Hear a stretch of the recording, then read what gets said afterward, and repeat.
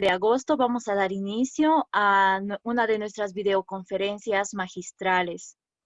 Recordarles que este es un evento organizado por el equipo Somos Conta y es totalmente gratuito para todos aquellos que deseen participar de ella.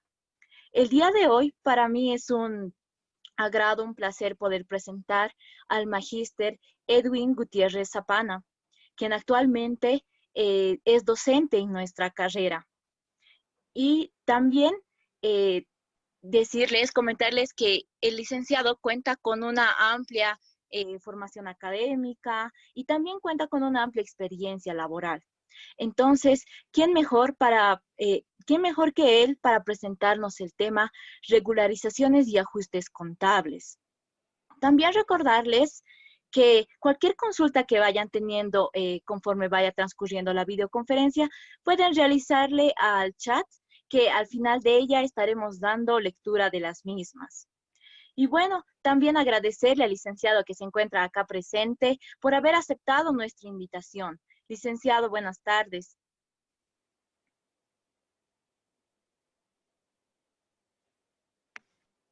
Bueno, muy buenas tardes,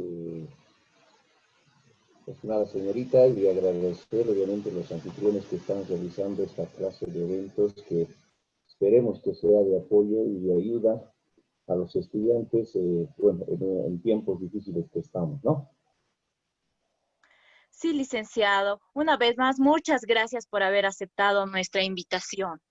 A ustedes, pero gracias por querer transmitir un poco de conocimiento que uno tiene, ¿no? Gracias, licenciado. También recordarles que estamos transmitiendo en vivo por nuestra página Selfie Contaduría Pública UMSA y nos pueden seguir de ahí. Bueno, sin más que decir, licenciado, ¿qué le parece si comenzamos? Perfecto, me parece excelente. Empezamos Bueno, le entonces. cedo la palabra, licenciado. Gracias. Muchas gracias. Bien,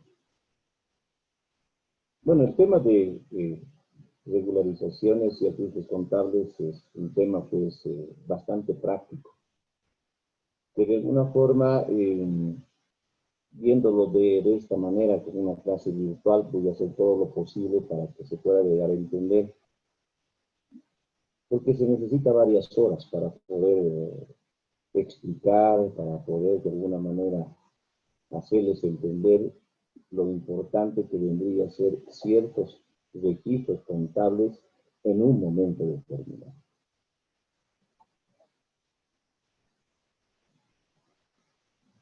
Bien, el contenido lo vamos a ver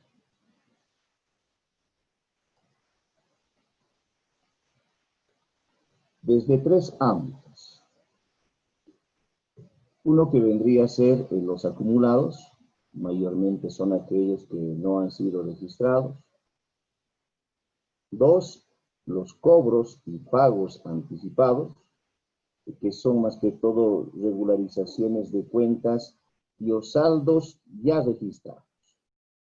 Y tres, la normativa vigente, utilización de normas con relación a la reexpresión de valor, la determinación de la diferencia de cambio, la depreciación y la amortización, ¿no? He tratado un poquito de separar para poder explicar de alguna manera en tres grandes grupos lo que es regularizaciones y o ajustes contables.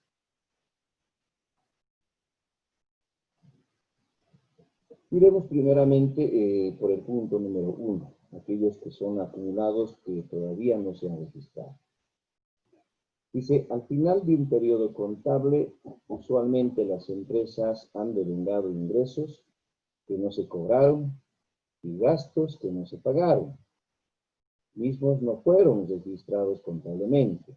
Por lo tanto, será necesario efectuar asientos contables en comprobantes de diario práctico. Esto nos da a entender de que al cierre del ejercicio o al finalizar el periodo, existe información en el sentido de que la empresa ha generado un ingreso, ha ganado un ingreso, y que de alguna forma, en base a un principio, se tiene que registrar. De la misma forma ocurre con los gastos. Al finalizar el periodo, la empresa conoce de ciertos gastos y que obviamente estos gastos todavía no van a ser cancelados, pero que por el periodo, de acuerdo a la fecha en que ha ocurrido, estos tienen que ser registrados, ¿no? Y esto también es de acuerdo a un principio contable. Y para seguir una regla en el asiento contable, porque esto es algo que tengo que incorporar para que de alguna manera el efecto sea en los estados financieros. Como ven, son ingresos y gastos que vamos a incorporar, que los vamos a registrar para que los mismos sean expuestos en el estado de resultados o desempeño financiero como se verá. Las reglas son fáciles de abordar, ¿no? Para los ingresos, debitando una cuenta de activo y abonando una cuenta de ingreso. Fíjense que estamos aumentando un activo y por ende también estamos aumentando un ingreso. Esto obviamente hace que pensemos en la parte de la definición de ingresos. ¿Qué nos dicen los ingresos? Los ingresos son incrementos en los beneficios económicos a consecuencia de aumentos en activos o disminución de pasivos. Entonces, estamos cumpliendo de alguna forma el por qué estamos reconociendo este ingreso, ya que la empresa va a aumentar un activo, pero un activo que en algún momento o al cierre del periodo o al finalizar el periodo no ha sido cobrado y que por un principio contable nosotros tenemos que registrarlo en el periodo que corresponde. Lo que es para gastos, dice, debitando una cuenta de gasto y abonando una cuenta de pasivo. Aquí también me voy a apoyar, para justificar esto, me voy a apoyar en la definición de gasto, en el que menciona que es una disminución de los beneficios económicos, ¿sí?, a partir del reconocimiento de una disminución de un activo y el aumento de un pasivo. En este caso, como estamos hablando de gastos que se han acumulado y que al cierre del ejercicio yo tengo que registrarlo, pues de alguna forma se va a incrementar mi pasivo. Y el hecho de incrementar un pasivo hace que se reconozca de la misma manera y en la misma proporción los gastos. Entonces, para esta regla de cómo puedo realizar los asientos contables, para lo que es ingresos y gastos, me he apoyado en la parte de la definición de ingreso y gasto. Cabe aclarar también que es importante recordar que este tipo de registros contables es en base a dos principios. ¿Sí? Primero, el devengado. El devengado, que son las variaciones patrimoniales que deben considerarse para establecer el resultado económico, son las que competen a un ejercicio sin entrar a considerar si se han cobrado o pagado. Es decir, si conoces el gasto, si conoces el ingreso, no importa cuándo lo cobres o cuándo lo pagues, si es en el periodo que corresponde, tienes que contabilizar, ¿no? Pues también me estoy apoyando en la parte de este principio. Hay un principio que también está de alguna manera ligado al devengado, que es el de realización, en donde menciona que los resultados económicos solo deben computarse cuando sean realizados, o sea, cuando la operación que los origina queda perfeccionado desde el punto de vista de la legislación o prácticas comerciales aplicables y se hayan ponderado fundamentalmente todos los riesgos inherentes a tal operación. Es decir, tenemos la información al finalizar el periodo. De alguna forma, el obtener esa información hace que nosotros registremos en función a ciertos principios los ingresos que han generado la empresa o en su defecto los gastos que han generado al finalizar el periodo, ¿no? En la parte del devengado, cuando menciona las variaciones patrimoniales, me hace acuerdo a la parte de lo que es una ecuación fundamental en donde menciona que el patrimonio va a ser igual al activo menos el pasivo. Entonces, si yo voy moviendo mi activo, seguramente también de la misma manera voy a mover mi ingreso. Y si muevo mi pasivo, también de alguna forma voy a mover el gasto.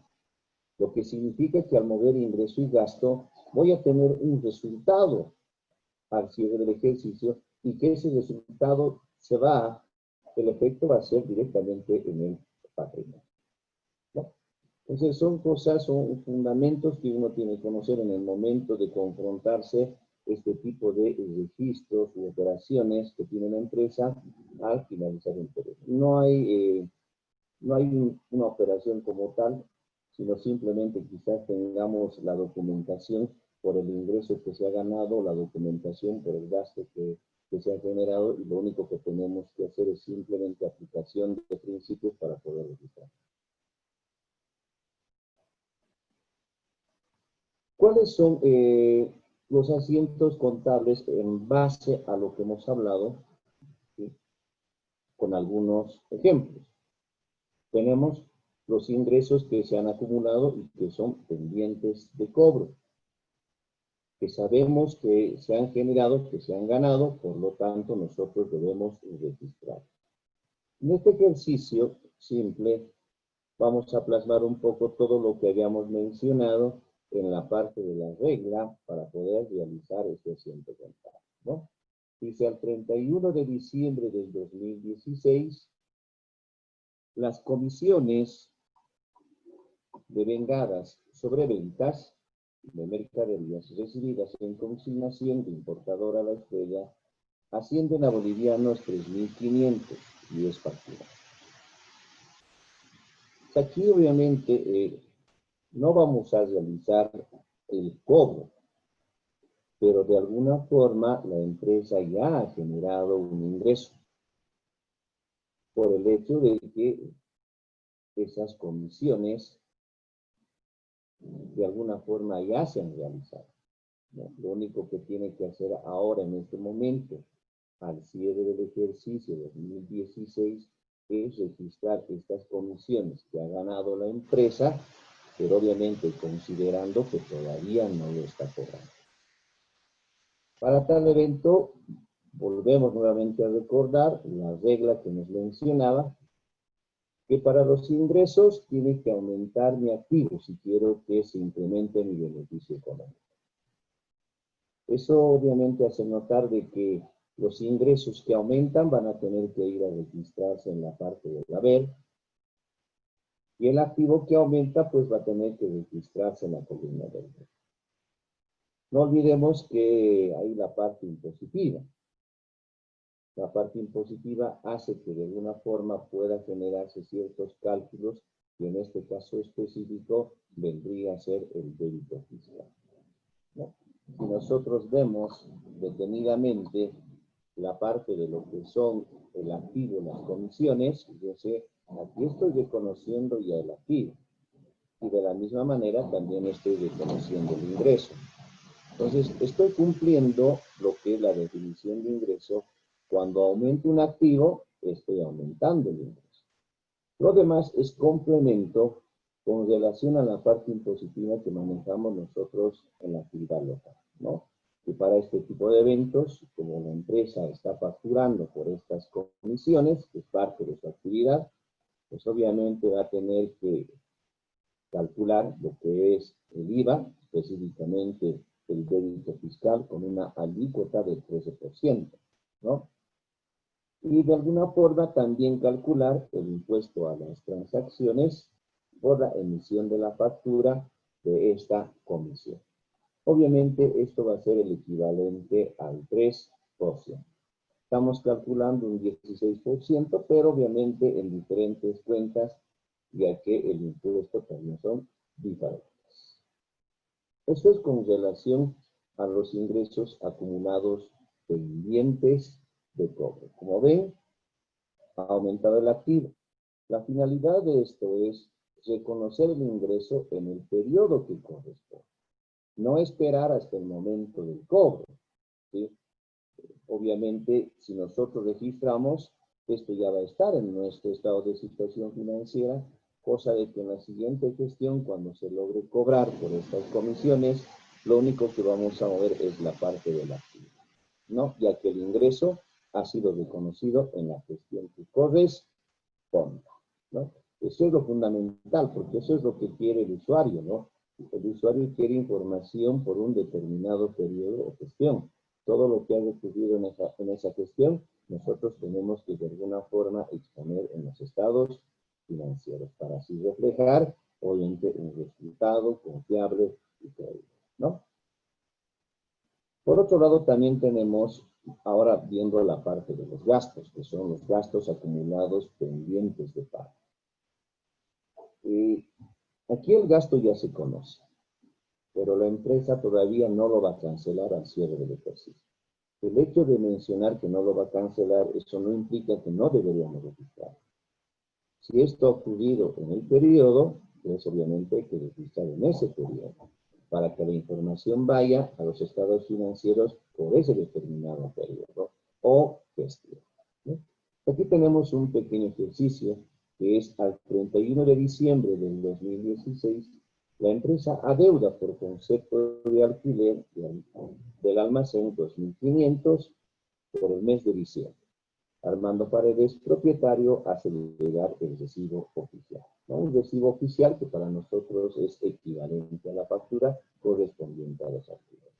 Entonces, aquí obviamente se ha utilizado ya el inmueble, ¿sí?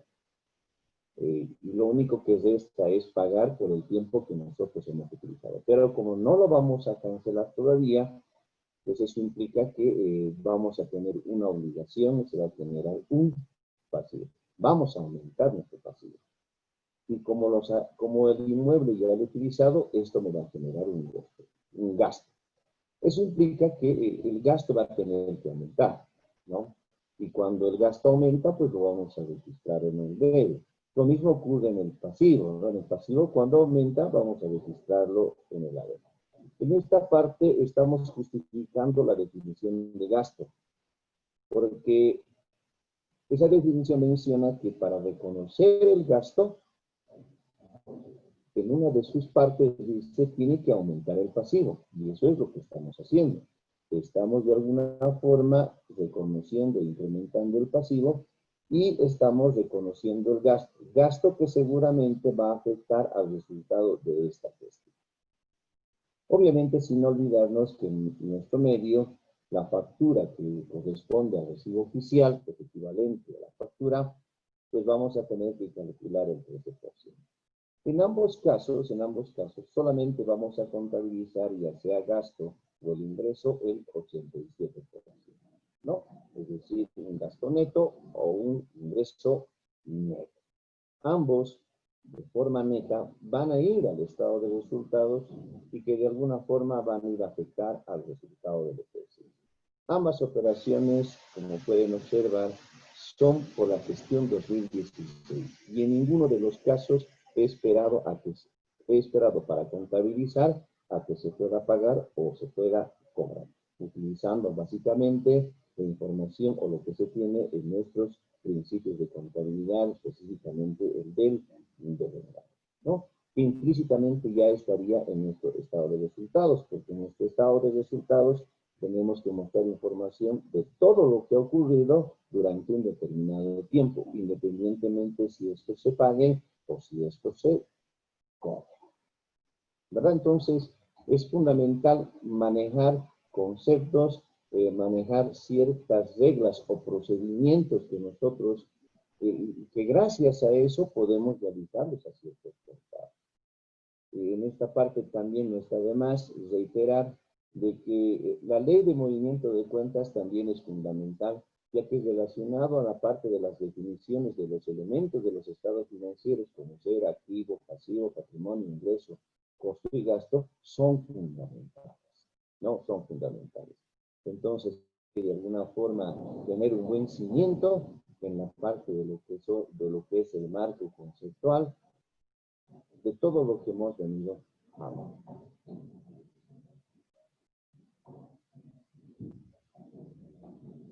Vamos al segundo grupo, El segundo grupo ya corresponde a cobros y pagos anticipados, ¿no?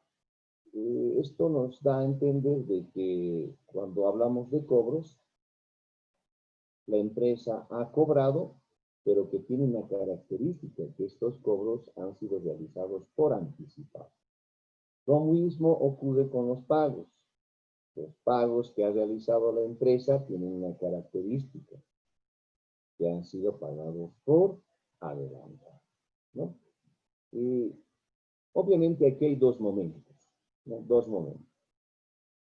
El primero es el momento o del cobro o del pago. Y el segundo momento es cuando llega el cierre del ejercicio. Al cierre del ejercicio, que vendría a ser el segundo momento, yo tengo que empezar a regularizar ciertas cuentas o saldos que ya han sido registrados, ¿sí? Entonces, eso implica realizar ciertos asientos contables que van a ir a afectar a las cuentas que nosotros hemos utilizado en el momento inicial, ya sea para los cobros o ya sea para los pagos, ¿no? Y se refiere a ingresos y gastos que han sido registrados, que han registrado en asiento de operación relativos a ingresos que aún no han sido devengados y gastos en los cuales aún no ha incurrido la empresa.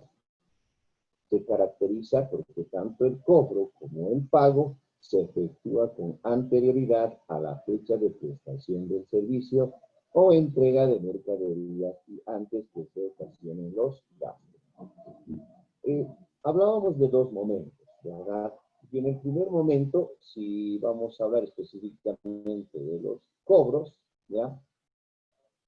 En el primer momento la empresa ha cobrado por adelantado. Una de las preguntas en ese momento es, obviamente que va a ingresar plata a la empresa, pero su contracuenta ya será un ingreso. Esa es una de las incógnitas que en ese momento nos preguntamos, ¿no? He recibido plata, seguramente al recibir plata, vamos a suponer utilizando la cuenta caja, vamos a debitar cuenta caja, pero ¿qué es lo que voy a abonar? Todavía no es un ingreso, sí, todavía no es ingreso, porque simplemente he ingresado plata. El ingreso recién va a ser insumido en el tiempo, recién va a ser devengado en el tiempo. Entonces, lo único que tengo que hacer en este momento es simplemente reconocer un pasivo, ¿sí? Un pasivo.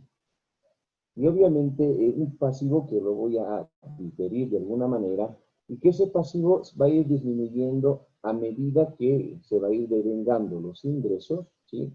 Voy a ir de alguna forma reconociendo el ingreso. En el segundo momento voy a volver a utilizar, es decir, al cierre del ejercicio, voy a volver a utilizar la definición de ingreso. Y ahí vamos a ver la otra condición que me da este tipo de definiciones.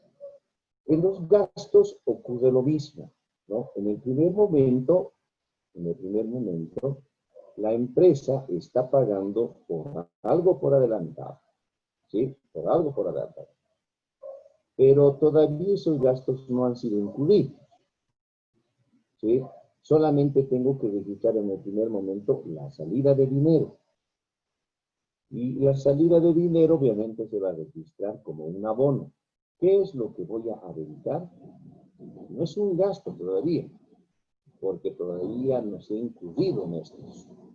Entonces, de acuerdo a la ley de movimiento de cuentas, viendo lo que es ley de movimiento de cuentas, si no es gasto, ¿cuál es la otra alternativa?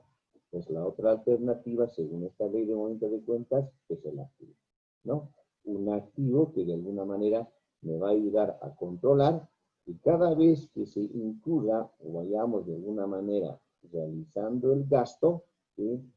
Este activo va a disminuir e inmediatamente yo voy a reconocer el gasto. Entonces son activos y pasivos que voy a empezar a utilizar como un control para poder reconocer el ingreso y el gasto en el periodo que corresponde. Dice, para ingresos, debitar una cuenta de pasivo. Esto estamos hablando ya en el segundo momento, es decir, si tú ya has registrado en el primer momento, vamos a suponer, como es para ingresos, estamos hablando por el cobro, ¿no? Vamos a suponer, tú estás cobrando por algo por adelantado. ¿Cómo sería el asiento contable? El asiento contable sería caja contra un pasivo diferido, ¿sí? Contra un pasivo que vamos a, con la característica de ser pagado por adelantado, ¿verdad? Ok. Un activo contra un pasivo. En el segundo momento, ¿qué es lo que me dicen? En el segundo momento, que es al cierre, para los ingresos voy a debitar una cuenta de pasivo con la característica de ser un ingreso anticipado. Fíjense, en el primer momento, ese pasivo fue abonado, ese pasivo pagado por adelantado, fue abonado. Ahora, al cierre del ejercicio, me está diciendo que ese pasivo debitado, ahora abonado, ahora lo tengo que debitar, ¿no? Si vamos al concepto de ingreso, ¿qué me dice ingreso? Ingreso menciona de que es el incremento en los beneficios económicos a consecuencia de, me da dos alternativas, ¿no? Me dice, ¿es un aumento de activos? No, en este caso no es un aumento de activos. En el caso anterior sí era un activo porque estábamos hablando de un acumulado, pero en este caso no es un activo. La otra condición me dice, entonces, para que generes ingreso a un beneficio económico que se debe incrementar, entonces también tienes que disminuir el pasivo. Entonces, vamos a esta segunda parte donde me dice disminución del pasivo. Voy a disminuir el pasivo, donde va a ir al debe, y obviamente voy a reconocer el ingreso por el monto, obviamente, correspondiente, ¿no? Entonces, siempre me voy a apoyar en la definición de lo que es ingresos, para poder reconocer en el momento que corresponda y este efecto obviamente sea en el estado de resultado. Vamos a los pagos, ¿no? Los pagos, en el primer momento, ¿cómo se realiza el asiento contable? El asiento contable vendría a ser reconocer el activo pagado por adelantado contra la salida de dinero, ¿sí? Contra caja, por un importe. Pero en el segundo momento, ya al cierre del ejercicio, voy a tener que utilizar nuevamente la definición de gasto. ¿Y qué me dice la definición de gasto? Es la disminución de los beneficios económicos a consecuencia de, o puede disminuir un activo, o puede aumentar un pasivo. ¿En qué condición estamos? Estamos obviamente en la condición de que tiene que disminuir un activo. ¿Y cuál activo voy a disminuir? Pues obviamente el que es reconocido en una primera instancia cuando se ha registrado el pago por anticipado.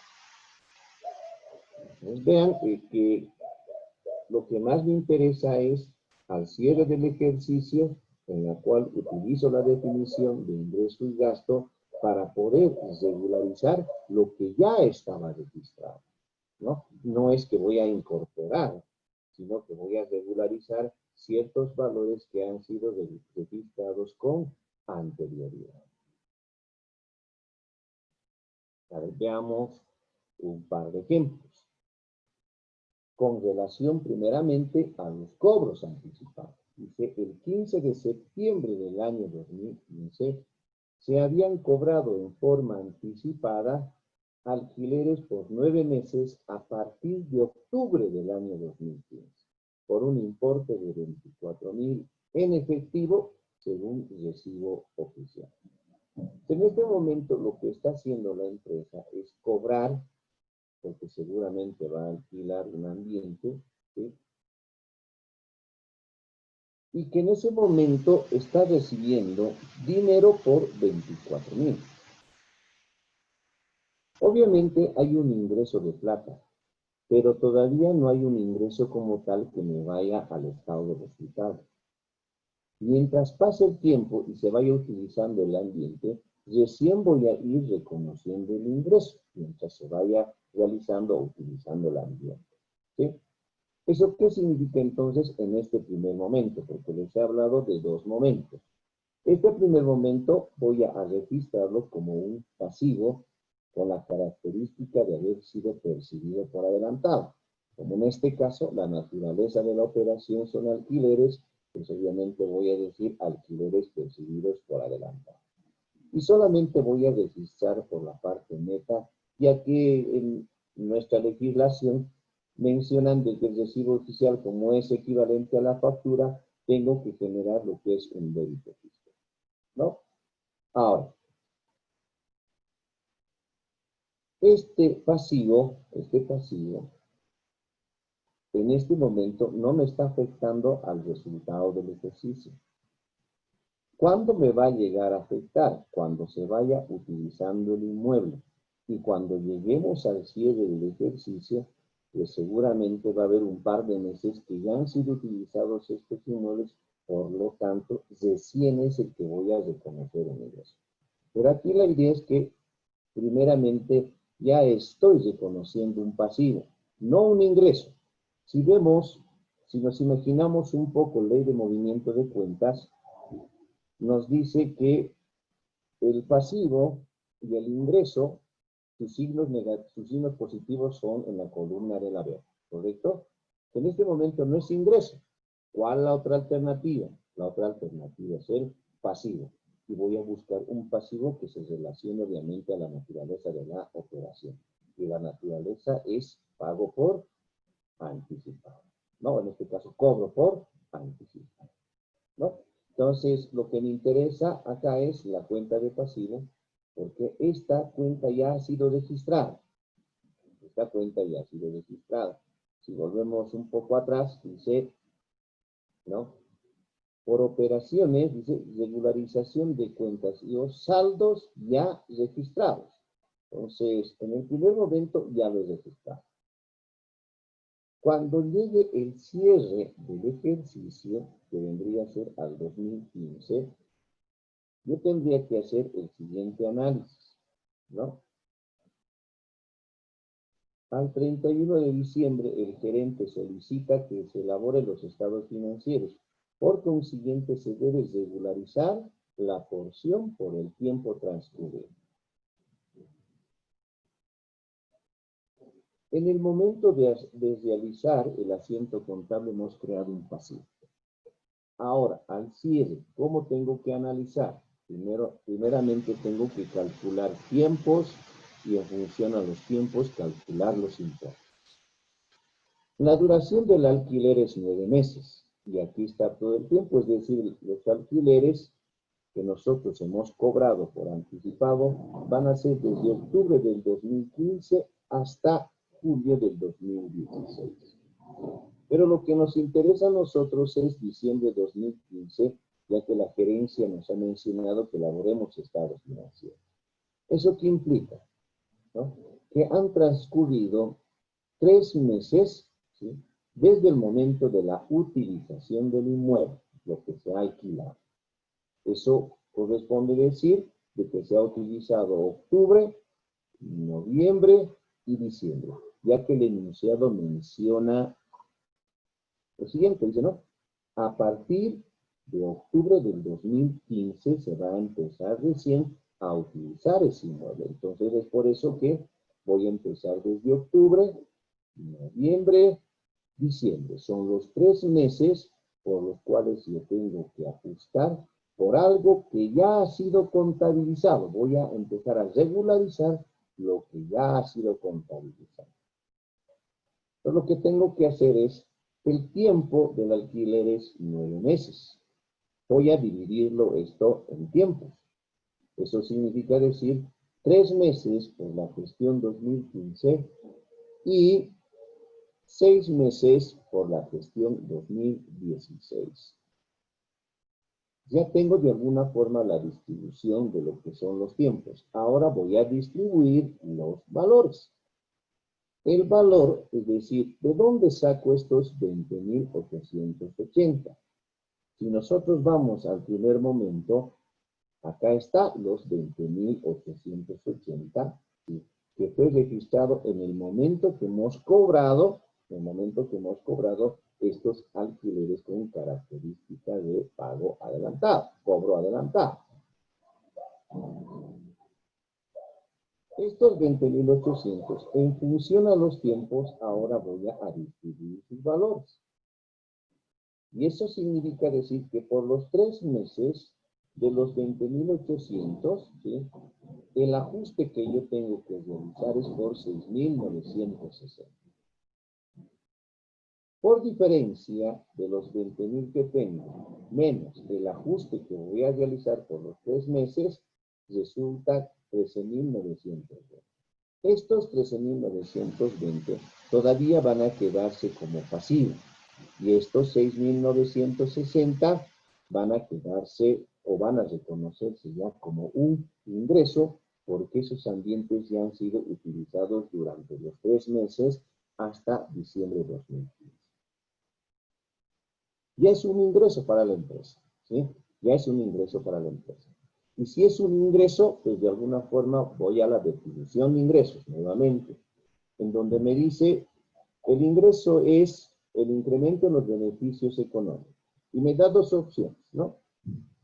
Este incremento se da porque aumentas el activo o en su defecto porque disminuyes el pasivo. Entonces no estamos en el primero, estamos en el segundo, porque vamos a disminuir un pasivo y vamos a reconocer el ingreso. Entonces fíjense cómo utilizo esta definición para hacer el ajuste correspondiente al cierre del 2015 por los 3 meses que corresponde, ya que estos 3 meses fueron utilizados los ambientes que se les ha alquilado por adelantado. Entonces, en esta parte disminuye el pasivo, tal cual me dice la definición, y aquí recién estoy reconociendo el ingreso. Eso implica decir que la cuenta alquileres percibidos por adelantado es una cuenta de control que me ayuda a determinar el reconocimiento del ingreso en el periodo que corresponde. Si lo vemos desde un punto de vista ya de mayor, teníamos el primer registro que era el 15 de septiembre por 20.880. Realizamos a diciembre de 2015 el ajuste de 6.960 por los 3 meses, que proviene de acá, ¿no? Haciendo la diferencia de los 20.880 y los 6.960, una diferencia de 13.900. Y como pueden observar, esta diferencia corresponde a los 6 meses, pero de la siguiente gestión. En la siguiente gestión, estos 13.920 serán reconocidos como ingreso. En conclusión, estos 20.880 han sido divididos tanto para la gestión 2015 y 2016 para el reconocimiento del ingreso. Cosa de que el estado de resultados solamente tengan operaciones de la gestión 2015 y cuando llegue el 2016, segurísimos que estará este otro importe, ¿no? Pero ya de antemano, la regularización se realiza por algo que ya estaba registrado.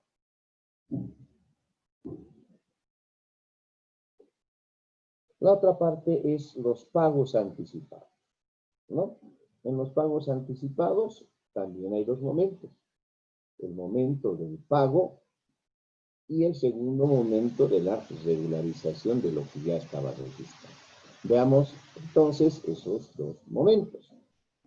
Dice, el 15 de septiembre de 2015 se pagó al contado alquileres según recibo oficial fiscal de 9.000 bolivianos por 9 meses a partir de octubre. Entonces, en este momento, el 15 de octubre, ¿cuál sería el asiento contable? De hecho, ya sabemos que estamos cancelando en efectivo y es por ese sentido que estamos abonando a caja los 9.000 bolivianos. ¿Sí? La pregunta es, ¿contra qué cuenta ahora voy a debitar? ¿Sí? ¿Qué cuenta es la que voy a debitar? Si nos acordamos un poco, ley de movimiento de cuentas, en la parte del debe, tengo activo o gasto, que son signos positivos, imaginándonos un poco ley de movimiento de cuentas. En este momento todavía no es gasto. ¿Cuál es la otra opción? La otra opción es un activo. Entonces, Si la otra opción es activo, yo tengo que buscar de acuerdo a su naturaleza para poder contabilizar. Como esto tiene la característica de ser pagado por adelantado, la cuenta vendría a ser alquileres pagados por adelantado. Una cuenta de activo, que sería activo, ¿sí? Y que bajo la legislación boliviana yo tengo que cuantificar lo que es el crédito fiscal. Entonces, en este caso, el neto estaría contabilizando en la parte de los alquileres como activo. Ya está registrado. Lo único que tengo que hacer ahora simplemente es esperar al cierre del ejercicio, porque seguramente en todo ese tiempo, de octubre a diciembre, vamos a utilizar el ambiente, ¿no? Pero que esto de alguna forma pasa a lo que son nuestros márgenes.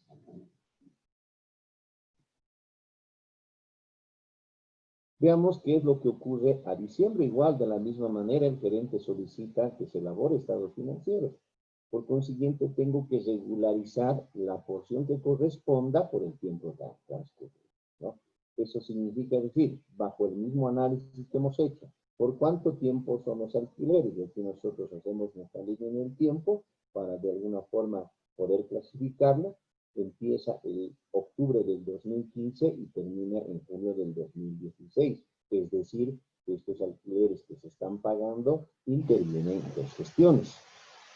Y como sabemos muy bien, la gerencia me ha solicitado que a diciembre de 2015 yo elabore estados financieros.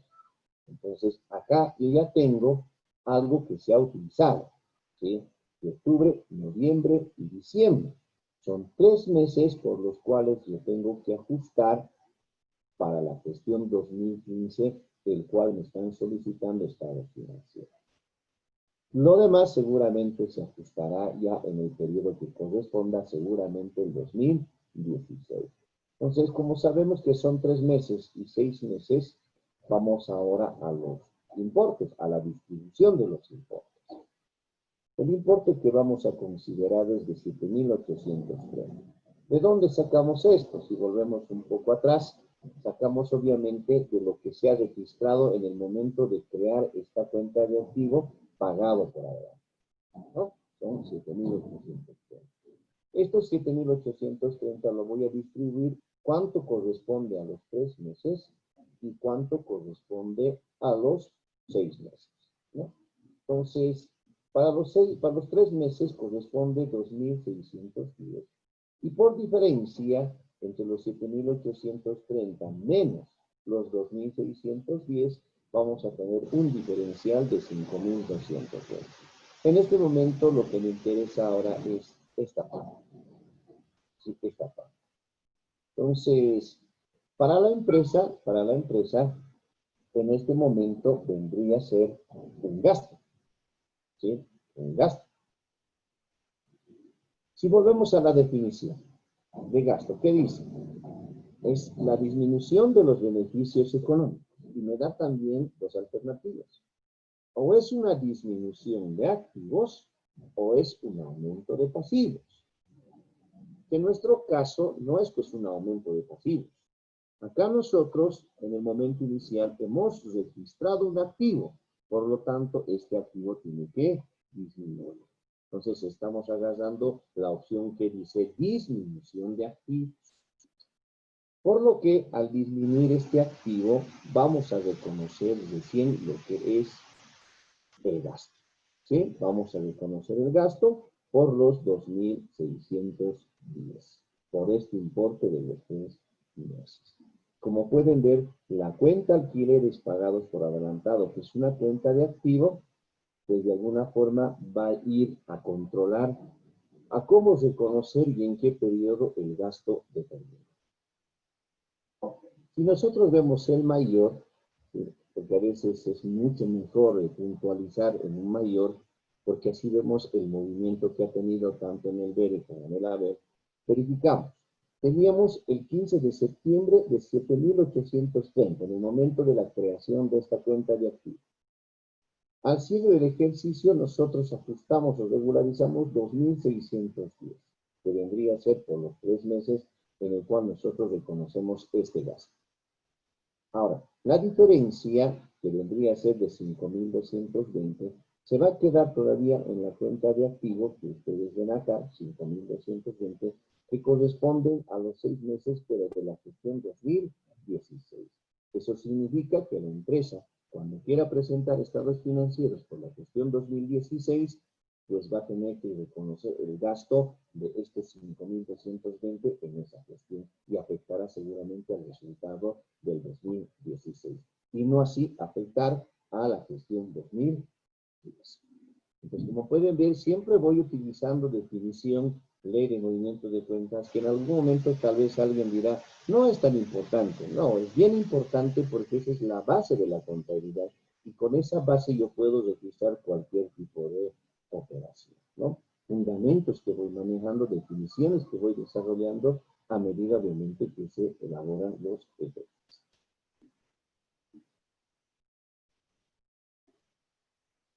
Tenemos lo que son las normas vigentes. Y dentro de las normas vigentes, vamos a hablar específicamente de aquellos que son rubros monetarios, ¿no? Y estos rubros monetarios, esta definición de los rubros monetarios lo he extraído de nuestra norma contable que tenemos, la norma contable 3, en donde nos dice que son aquellos que representan moneda de curso legal, si bien son afectados por la inflación, no es necesario expresarlos por inflación, ya que están valuados siempre a moneda de cierre. En otras palabras, no requieren de ajuste por inflación, ¿sí? Pero no debemos quedarnos ahí, porque seguramente, las empresas tienen rubros monetarios en donde no generan o de alguna forma están afectados por la inflación, ¿sí? Pero no vamos a hacer ningún ajuste por la inflación. Pero hay que tomar en cuenta que puede estar registrado en una moneda diferente al boliviano, ¿sí? Puede ser un rubro monetario, pero de alguna forma esto está registrado en una moneda diferente al del boliviano, que al efectuar la conversión, nosotros lo registramos en nuestra moneda local, ¿no? Ese es el caso de, por ejemplo, efectivo o caja, como ustedes conocen, pues de caja en moneda extranjera, puede ser cuentas por cobrar o pagar en moneda extranjera, pagos o cobros anticipados en moneda extranjera. Estos son rubros monetarios. Muchos dirán, pues es un rubro monetario, no está afectado por la inflación, por lo tanto no hago ningún ajuste por inflación. Pero como son una moneda distinta al que utilizamos, requiere de un ajuste, porque para esto vamos a utilizar ciertos índices. Y el índice que vamos a utilizar es los tipos de cambio, ¿no? Ojo, una cosa es el índice y la división de los índices es el coeficiente corrector. Muchas veces confundimos, ¿no? Vamos a encontrar el coeficiente corrector y piensan que el coeficiente corrector es el índice. No. El índice que vamos a utilizar para este tipo de operaciones en moneda extranjera, cuando son rubros monetarios, es el tipo de cambio, ¿no? Y a la división de estos tipos de cambio, yo encuentro lo que es el coeficiente corrector. Pues nuestra formulita que ya muchos conocen es, obviamente, el tipo de cambio de cierre dividido entre el tipo de cambio de origen, ¿no? Para encontrar el coeficiente corrector y este sea multiplicado por el valor, obviamente, que nosotros queremos de alguna forma reexpresar.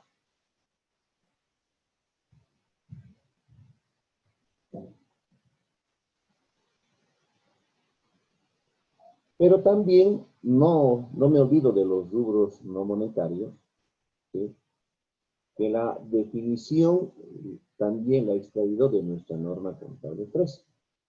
Y dice, son los que conservan su valor intrínseco en épocas de inflación y, por lo tanto, deben ser expresados en moneda constante para reflejar dicho valor.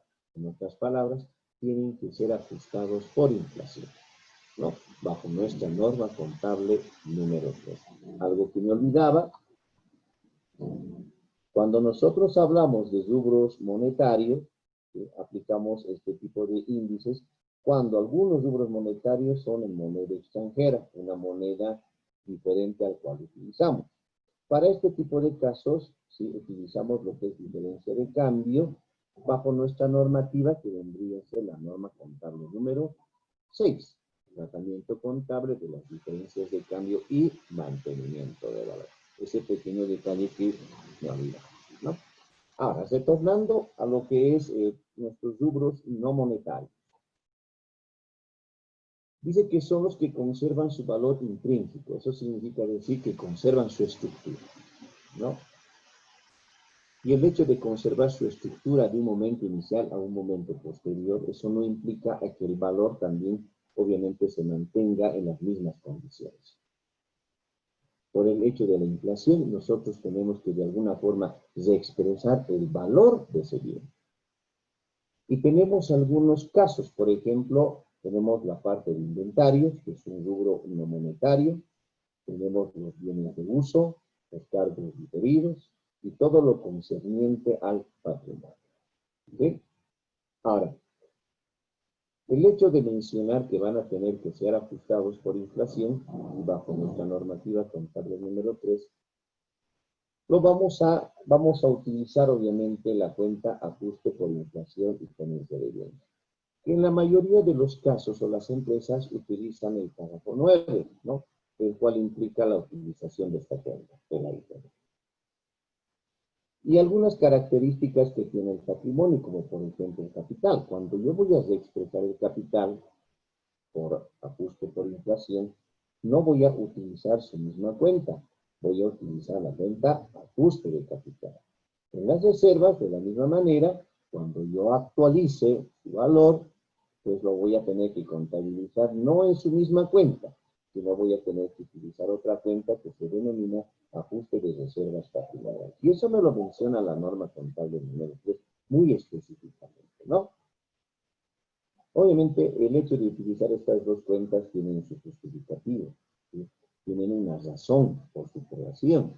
No es que de alguna forma se ha creado por separar el capital, no, sino que de alguna manera la cuenta ajuste de capital nos va a mostrar información de cuánto realmente ha sido afectado por la inflación esta cuenta, y de la misma manera esta otra cuenta, ¿no? Es más, inclusive si hablamos de la cuenta ajuste de capital, contabilizamos en esta cuenta, ya que el capital tiene una base legal. La base legal vendría a ser la escritura de la institución, ya que la cuenta capital como tal y la escritura de constitución tienen que hablar el mismo idioma con relación a los términos monetarios. Tienen que ser iguales. Entonces también hay otro justificativo en el que se utiliza la cuenta ajuste de capital. Como ven, estamos hablando de dos grupos bien importantes, de los rubros monetarios y los rubros no monetarios, ¿no?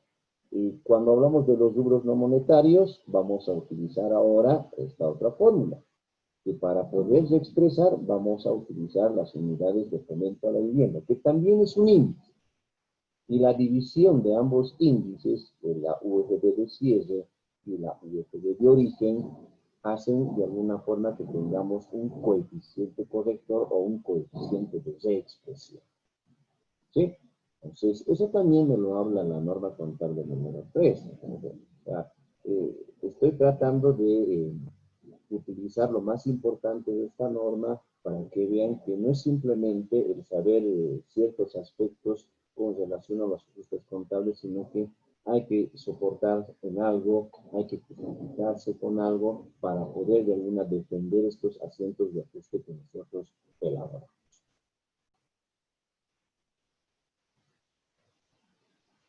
Bien, veamos algunos ejemplos. Con relación a los muebles, bien sé, porque estoy tomando un ejemplo de muebles, de todo lo que es bienes de uso, nos dicen que estos muebles y enseres son rubros no monetarios, no tal cual acá mencionamos, ¿sí? Los bienes de uso son rubros no monetarios, por lo tanto requieren ser expresados en función a los índices que vamos a utilizar.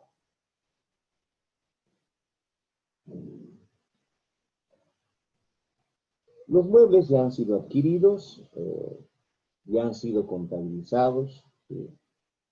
Y como vemos, acá tenemos el mayor, también ya han sido depreciados, ¿no? También eso significa, eso nos da a entender que la empresa ha adquirido en gestiones anteriores ya estos muebles y que los ha ido utilizando. Entonces, para ver la parte práctica de la actualización y para ver la parte práctica de la depreciación, porque son dos cosas que tengo que hacer con estos bienes de uso, es que lo primero que hacemos es identificar, vamos a suponer que a diciembre de 2015 voy a preparar estados financieros y los saldos iniciales de los muebles a esa misma gestión es de 5.700 y la depreciación acumulada de estos muebles como saldo inicial del 2015 es de 285. Entonces, lo que me dice la normativa contable es, al ser un rubro no monetario, esto requiere de un proceso de reexpresión en base a índices, y estos índices son las unidades de fomento a la vivienda, ¿verdad? Entonces, el tratamiento que tú realices al activo va a ser el mismo tratamiento que le vas a realizar a su depreciación acumulada. Es como decirles, es su pareja, ¿sí? Es su parejita. Por lo tanto, si el procedimiento es A, pues el mismo procedimiento A tiene que ser para la depreciación. No es que, obviamente, es una cuenta diferente, pero en esencia es la que me regulariza el valor que tiene a una fecha determinada. Por lo tanto, si me va a ir a regularizar, tiene que mostrarme procedimientos similares. Entonces, para ambos casos, tanto para los muebles como para la depreciación acumulada, pues vamos a reexpresar, ¿sí? Entonces decimos, acá tengo el pequeño cálculo, ¿sí? Muebles y enseres, estoy tomando los 5.700. Esto voy a multiplicar por la unidad de fomento a la vivienda de cierre, es decir, a diciembre de 2015, y lo voy a dividir por la UFB de origen, que vendría a ser al 1 de enero del 2015. Esta pequeña operación, restando el valor inicial, me da directamente el valor que yo tengo que expresar, que en este caso, según cálculos, es de 100 bolivianos para los muebles y enseres. Este es el valor que tengo que expresar por inflación. Ahora, como habíamos mencionado, para este activo muebles y enseres, como he utilizado este procedimiento, el mismo procedimiento tiene que ser para la depreciación acumulada. Eso significa decir que vamos a utilizar las mismas UFBs, ¿sí? Lo único que va a cambiar es el valor por el cual yo voy a actualizar, que son 285, que sería el saldo inicial, que lo voy a actualizar hasta el 31 de diciembre del 2015. Estoy que haciendo cálculos, una vez multiplicado y dividido el coeficiente corrector por este saldo inicial, voy a restar el mismo saldo inicial para obtener el valor que tengo que actualizar a la depreciación acumulada. ¿Sí? En estos casos, muchas veces el asiento contable lo hacemos de memoria, porque lo hemos repetido n de veces estos asientos, ya sea por muebles, ya sea por vehículos, ya sea por computadoras, etc. Pero yo voy más al análisis y voy más a la aplicación de lo que es ley de movimiento de cuentas, definiciones, porque de esa forma yo me puedo confrontar con cualquier operación, no simplemente porque son similares voy a registrar de la misma manera, ¿no? Entonces, ¿cuál es el procedimiento que mayormente yo abordo? Decimos que las UFBs han aumentado, ¿no? El 1 de enero de 2015 era 1.53 y a diciembre de 2015 era 1.56. Por lo tanto, si la UFB ha incrementado, y como estoy actualizando muebles y enseres, no se olviden que muebles y enseres es un activo, este activo también tiene que aumentar.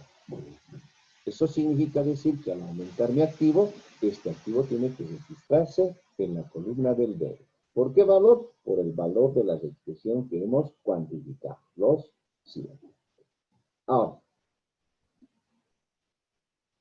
con relación a la depreciación acumulada, La depreciación acumulada se registra de manera inversa a la cuenta que está regularizando, es decir, si el activo se registra en el debe, pues su depreciación acumulada tiene que registrarse en el haber, es de manera cruzada. Por lo tanto, si este activo ha aumentado, su cuenta reguladora también tiene que aumentar. Entonces, si yo estoy aumentando en el debe, su cuenta reguladora tiene que aumentarse en el haber, ¿no? Entonces, por eso es que registro muebles y enseres, bolivianos 100 en el debe, su depreciación acumulada, que es una cuenta reguladora, en el haber 5. Pues aquí muchas veces no hay partida doble. Pues por diferencia, porque tenemos para el activo 100 y para su depreciación 5, por diferencia, sabemos que el ajuste por inflación y tenencia de bienes va a ser de 95, ¿no? Muchas veces algunos estudiantes lo hacen o prefieren hacerlo de forma separada, que también es correcto, ¿sí? Eso significa decir, si quieren hacerlo de forma separada, pues harán un asiento contable mencionando muebles y enseres los 100 contra el AITB por los mismos 100. Y van a tener que hacer otro asiento contable en donde dirán al debe irá ajuste por inflación y al haber irá la depreciación acumulada de estos muebles y enseres. Si nosotros mayorizamos el AITB, ¿sí?, en la parte del haber va a haber 100 y en la parte del debe va a haber 5.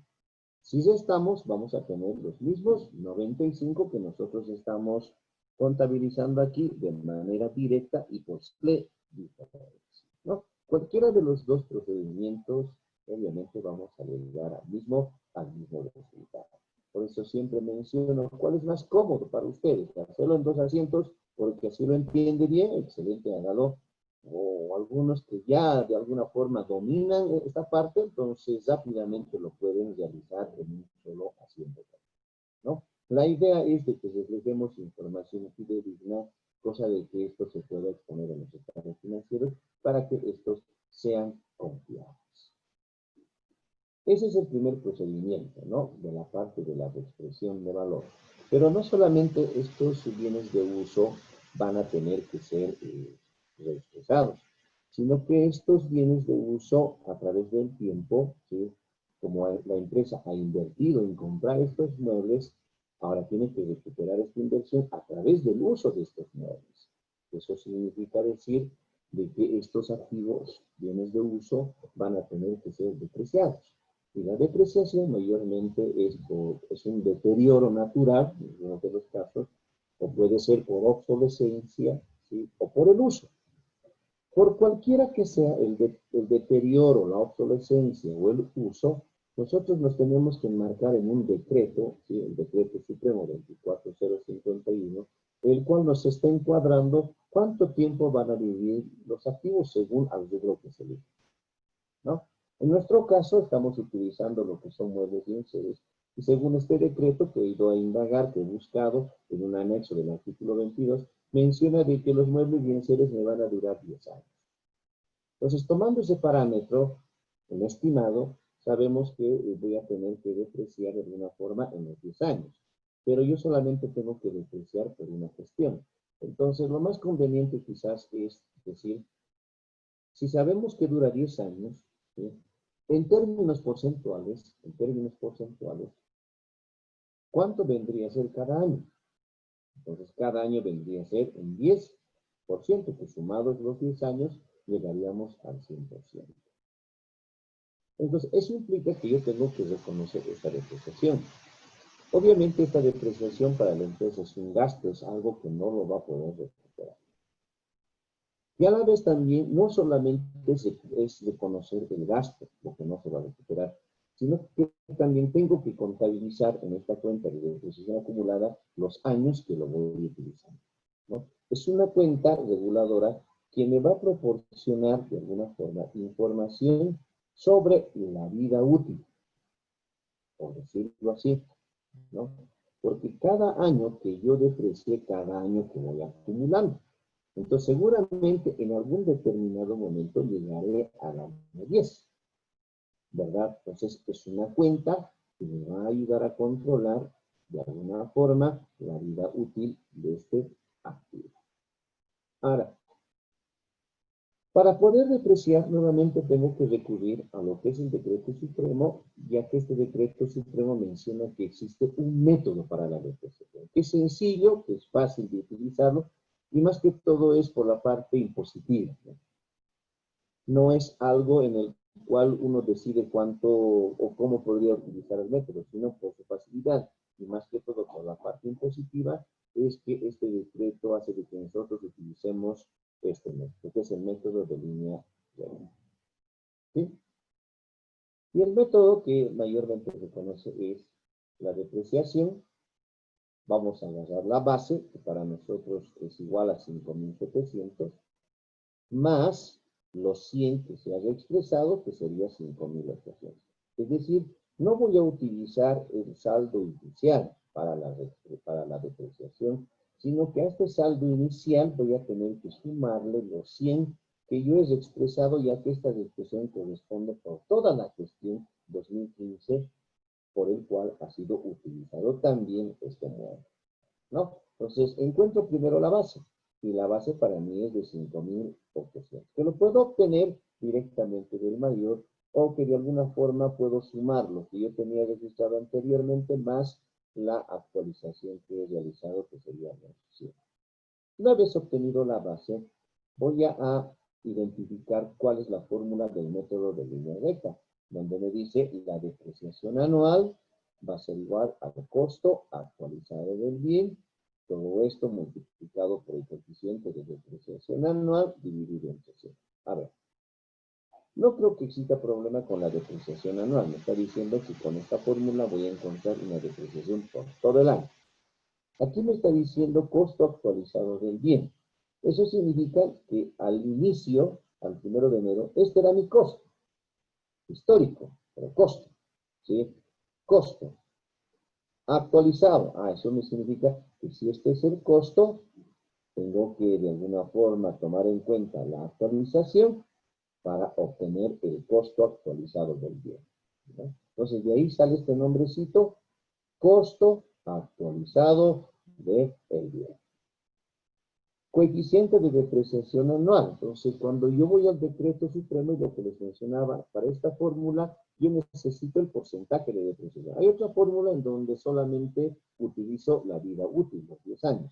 Para esta fórmula yo necesito lo que es el porcentaje de la depreciación. Y los muebles y enseres se deprecian un 10% cada año. Pero aquí solamente me está pidiendo el coeficiente, no el porcentaje. Entonces, para mí, el coeficiente vendría a ser de 10. Teniendo toda la base y el coeficiente de depreciación anual, voy a reemplazar los valores. Los 5.800, que sería el costo actualizado del bien, que es el procedimiento que hemos explicado anteriormente, o directamente sacar del saldo del mayor, y cualquiera, ya que ambos tendrían que ser la misma información. Todo esto multiplicado 10 dividido entre 100. Al dividir los 10 dividido entre 100, automáticamente obtengo lo que es el 10%, pero en términos decimales, es decir, 0.10. Eso multiplicado por los 5.800 me dice que la depreciación anual, es decir, de la gestión 2015 por estos muebles, es de 5.800. Entonces, estos 5.800 no los voy a poder recuperar, lo que implica que para la empresa vendría a ser un gasto. Estoy reconociendo, y eso quiero que me entiendan, estoy reconociendo el gasto por depreciación por la utilización de este mueble. Ahora, su contracuenta, que es la depreciación acumulada, es una cuenta que me ayuda a controlar los años que voy utilizando, ya que de alguna manera esta cuenta en el balance general, el estado de situación financiera, va a ir a regularizar el saldo que yo tengo en los muebles y extras, ¿no? Entonces, en conclusión, son dos cosas que hago con los bienes de uso, que he tomado como ejemplo simplemente muebles y enseres. El primer procedimiento es la reexpresión de valor, en donde como es un rubro no monetario, voy a utilizar las UFBs, considerando el cierre y el de origen, Posterior a eso, voy a tener que de alguna manera registrar la depreciación, ¿sí? Y todo gasto por depreciación que aumenta va al debe, por eso es que estoy registrando acá, ¿sí? Y la reguladora de activo va a ir a ver automáticamente, ya que esta es la que me tiene que ir acumulando los años que se han ido utilizando, ¿no? En total, vamos a decir que la depreciación acumulada al cierre del 2015 es de 870. Y a diciembre de 2015, mis muebles es de 5.800. Estos muebles no han cambiado en su estructura. Van a tener la misma dimensión, ¿sí? Las mismas medidas, por lo tanto no cambian su valor intrínseco. Pero como están afectados por la inflación, pues hay que realizar estos ajustes y como segundo paso la depreciación, ya que este tipo de muebles o de bienes de uso, pues obviamente requieren ser depreciados, ¿no?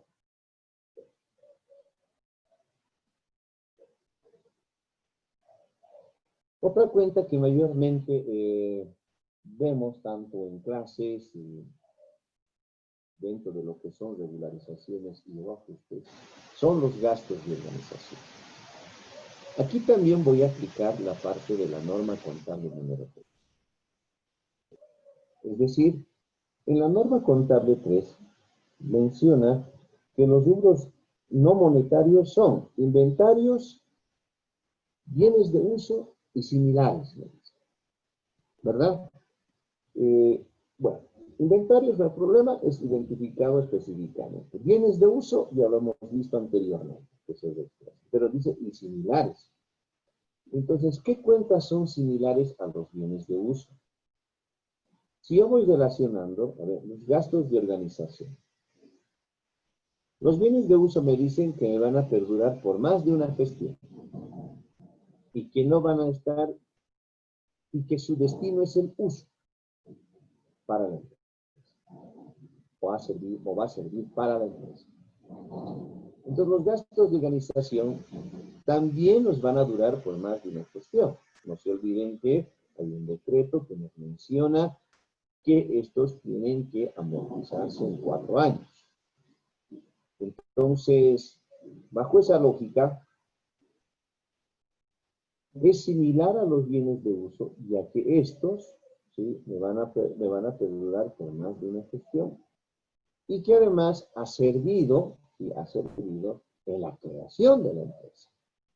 Entonces son similares a los bienes de uso, por lo tanto lo voy a considerar como un rubro no monetario y el hecho de decir un rubro no monetario implica que voy a efectuar el mismo procedimiento para los bienes de uso.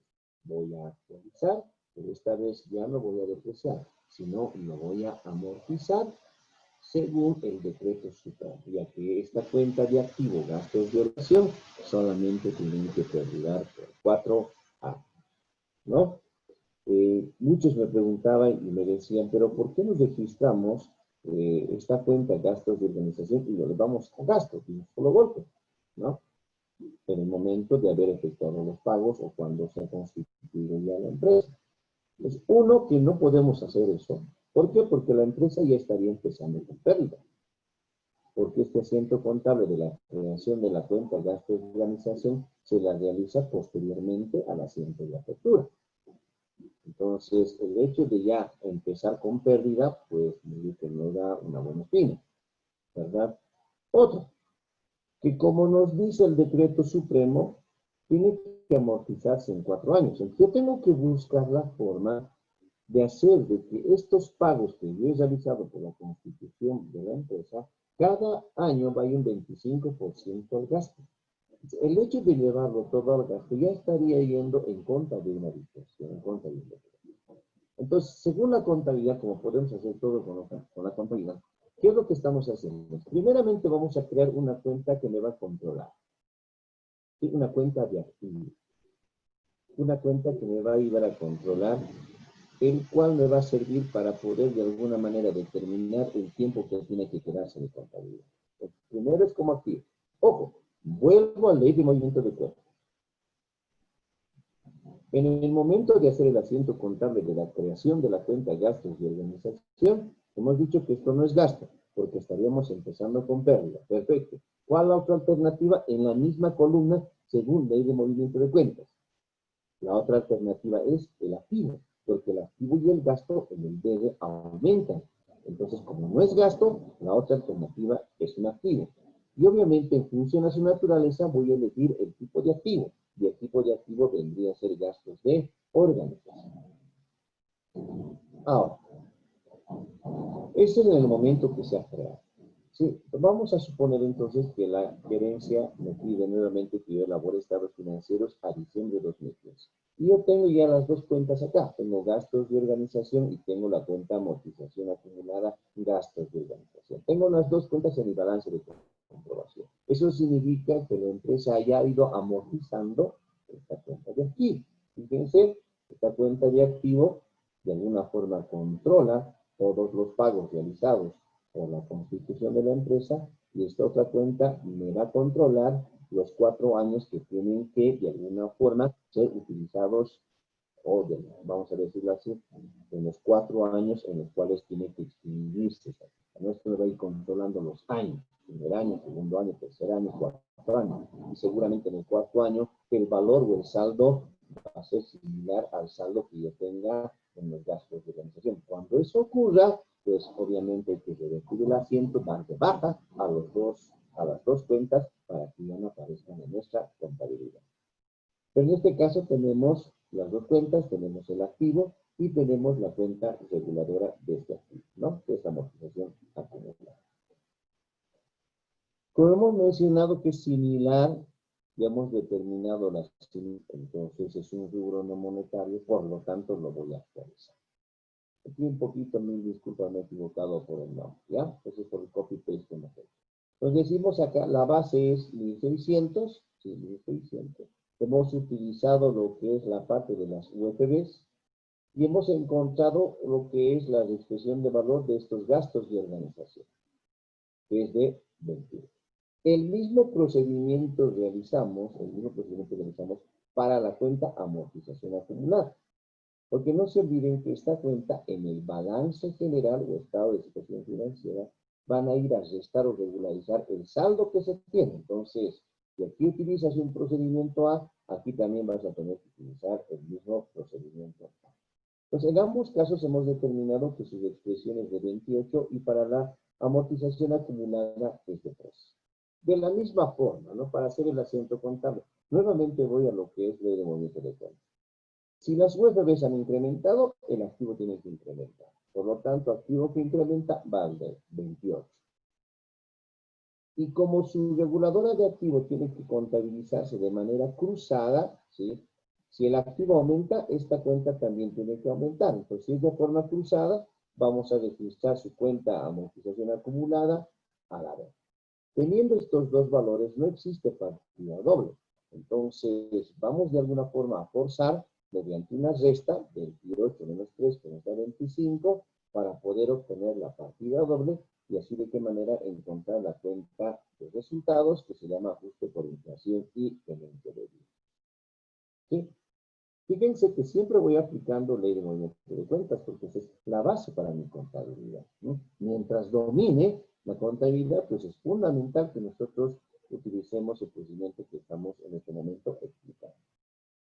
Ahora,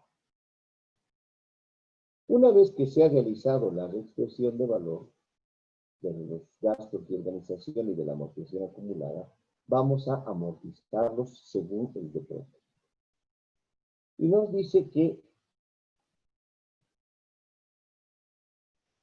la amortización anual va a ser igual a el costo actualizado del activo intangible. Todo esto dividido entre la tasa de amortización, la tasa de amortización anual dividido entre 100. ¿Sí? Entonces, la base para mí es los 1.600 que yo tenía más los 28 bolivianos, haciendo un total de 1.628, que vendría a ser de alguna forma el saldo del mayor. A este saldo del mayor, pues la base, ¿sí? 1.628. ¿De dónde saco los 25? El decreto me dice que tiene que perdurar este tipo de cuenta o lo que se ha cancelado por constitución de la empresa tiene que distribuirse en 4 años. Eso significa cada año un 25%. Acá simplemente me está pidiendo la tasa, y esta tasa es el 25. Cosa de que si nosotros dividimos los 25 entre 100, me va a dar el 0.25, y obviamente en términos decimales, ¿no? 0.25, que equivale al 25%. Eso aplicado a 2.628, que para nosotros sería la base, tenemos una amortización acumulada de 407, ¿no? Esto para la empresa es un gasto. Y obviamente lo voy a registrar, ya que es un gasto que está aumentando en el debe de 407. ¿Contra qué cuenta? Contra la cuenta amortización acumulada, ya que es la que me va a controlar la cantidad de años que voy a ir llevándolo al gasto. Cosa de que en algún momento, y como mencionábamos, en los 4 años ya tiene el saldo de esta cuenta amortización acumulada en los 4 años, tiene que llegar al mismo valor de la cuenta de activos. Eso significa que se cumplió el término según el decreto y hay que hacer de que estas dos cuentas ya no aparezcan más en nuestra contabilidad, es decir, hacer un asiento contable en donde voy a tener que debitar esta cuenta y abonar esta cuenta para que desaparezca. Pero eso obviamente será en el momento de que nuestra cuenta, esta cuenta de amortización acumulada, llegue al mismo saldo de esta cuenta de activos. Eso significa que ya cumplimos con 4 años.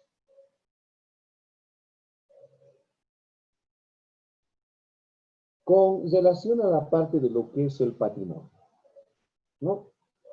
En el patrimonio tengo que primeramente determinar los valores iniciales. En nuestro caso, vamos a determinar los valores iniciales al 1 de enero del 2015. Y lo tenemos acá compuesto. Tenemos por una parte el capital, que está conformado por el capital, aportes por capitalizar y ajuste de capital, en donde tenemos un importe total de 40.600.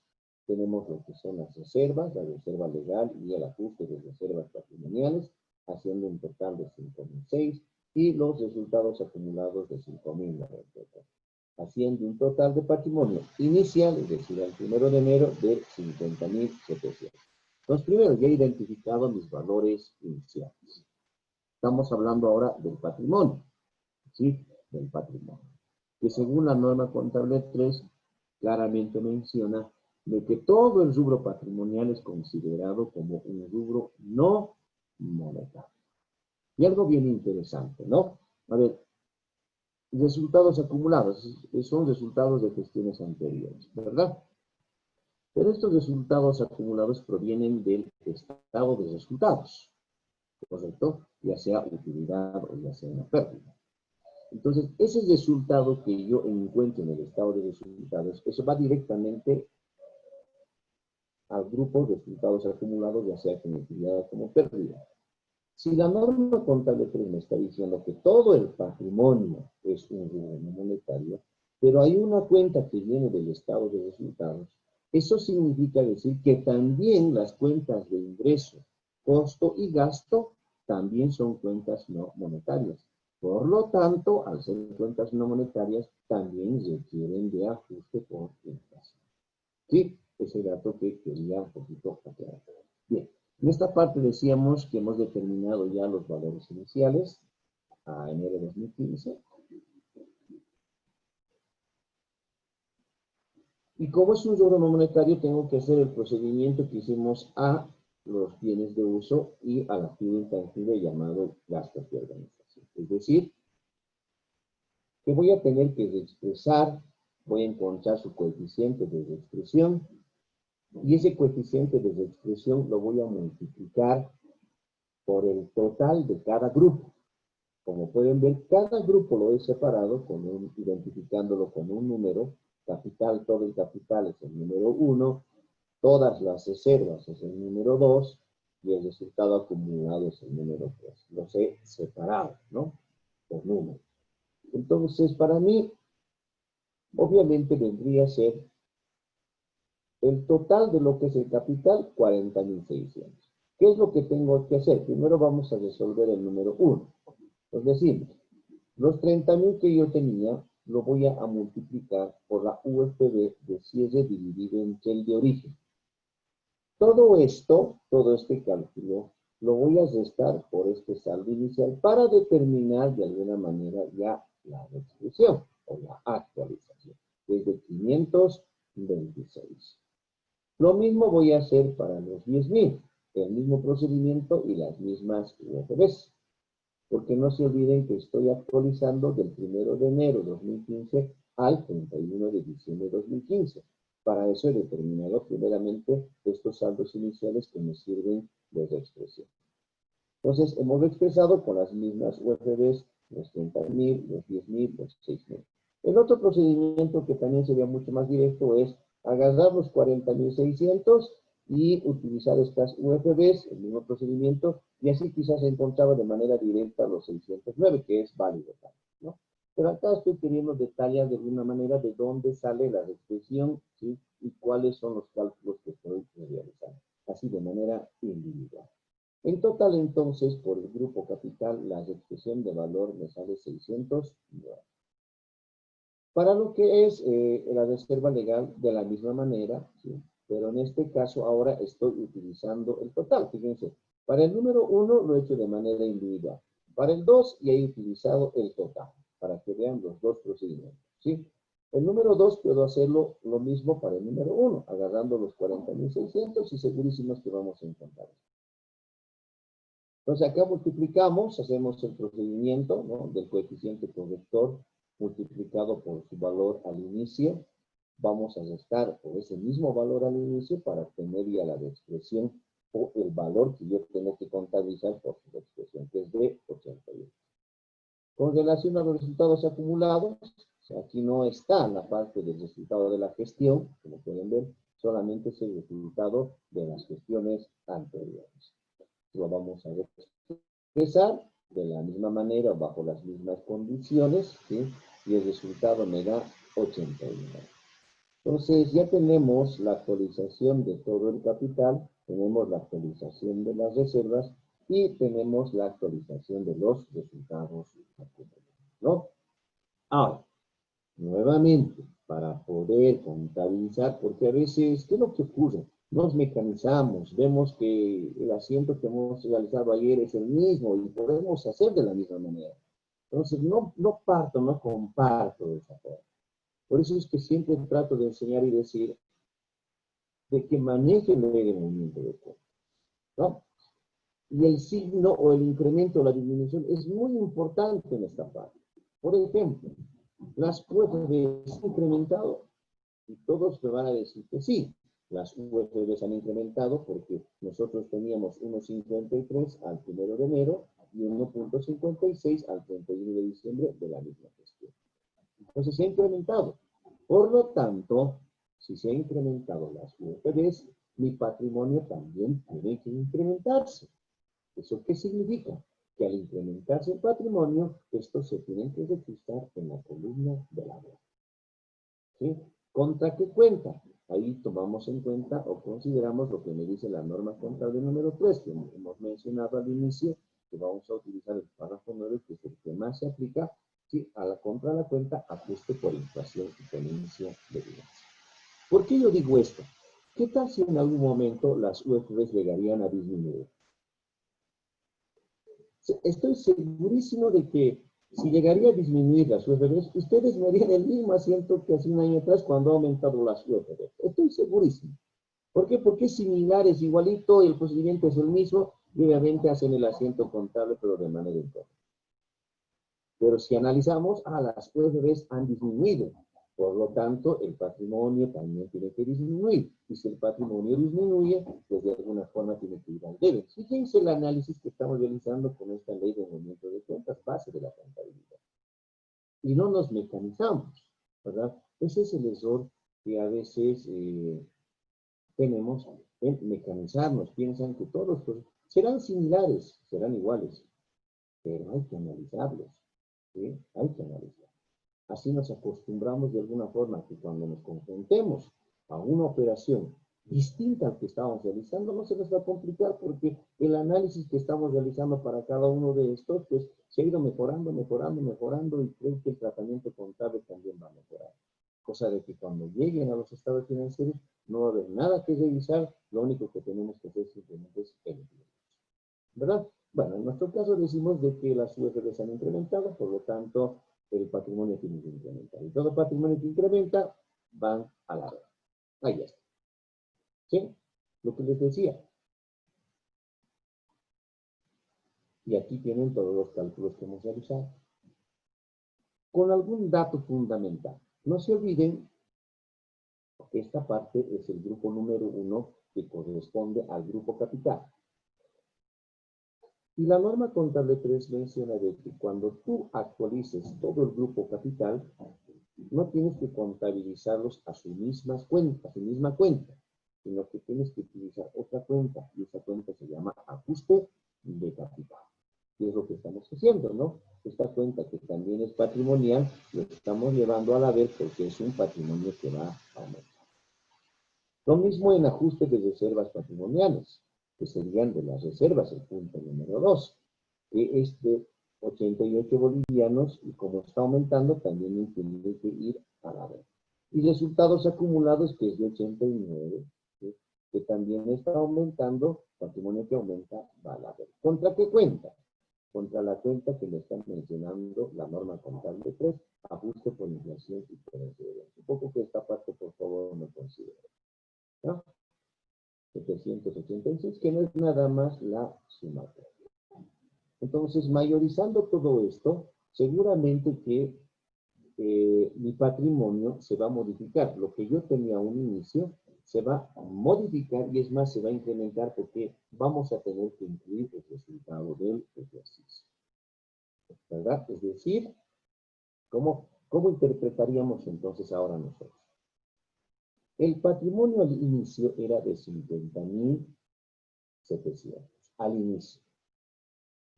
Realizando los cálculos de reexpresión, determinamos ahora que el patrimonio al final es de 51.486, que sería esta la composición al cierre del ejercicio, ¿no? En esta parte, ¿cuáles son las cuentas que se han logrado afectar? Solamente la cuenta de ajuste de capital ha afectado, y porque a esta cuenta le hemos contabilizado. En las reservas, la cuenta que hemos afectado es ajuste de reservas patrimoniales. Y obviamente la cuenta de resultados acumulados, que ha ido a su misma cuenta, ¿no? Por eso es que hemos separado por grupos para poder entender por fases cómo nosotros de alguna forma interpretamos, calculamos, registramos para obtener valores al cierre del ejercicio. La diferencia entre el patrimonio final y el patrimonio al inicio es de 786. Que si nosotros vamos al ajuste contable, corresponden obviamente a los 786 que nosotros teníamos en el momento de actualizar valores patrimoniales.